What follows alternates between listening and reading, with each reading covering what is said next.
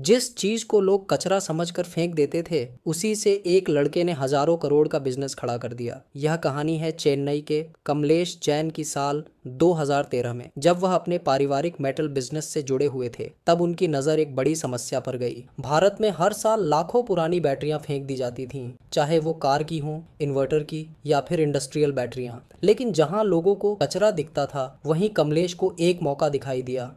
उन्होंने सोचा, जब इन बैटरियों के अंदर पहले से लेड मौजूद है, तो उसे दोबारा इस्तेमाल क्यों न किया जाए। यहीं से उन्होंने अपने बिजनेस की दिशा बदल दी और बैटरी रिसाइकलिंग पर काम शुरू किया। उस समय भारत में रिसाइकलिंग होती तो थी, लेकिन तरीके सही नहीं थे। बैटरियों को हाथ से तोड़ा जाता था, खुली भट्टियों में लेड पिघलाया जाता था, और जो मेटल निकलता था उसकी शुद्धता भी कम होती थी। कमलेश ने इस सिस्टम को बदल दिया। उन्होंने एक ऐसी मशीन आधारित प्रक्रिया शुरू की जिसमें पूरी बैटरी अपने आप प्रोसेस होती थी। अब वही पुरानी बैटरी अंदर जाती थी और बाहर निकलता था। लगभग 99.97% शुद्ध लेड। सुनने में यह फर्क छोटा लगता है, लेकिन मेटल की दुनिया में यही अंतर बहुत मायने रखता है। इसके बाद उन्होंने सिर्फ बैटरियों तक ही सीमित नहीं रहे, बल्कि कॉपर, एल्यूमिनियम और दूसरे स्क्रैप मेटल्स को भी रिसाइकिल करना शुरू किया। धीरे धीरे बड़ी बड़ी कंपनियां उनके ग्राहक बनती चली गईं।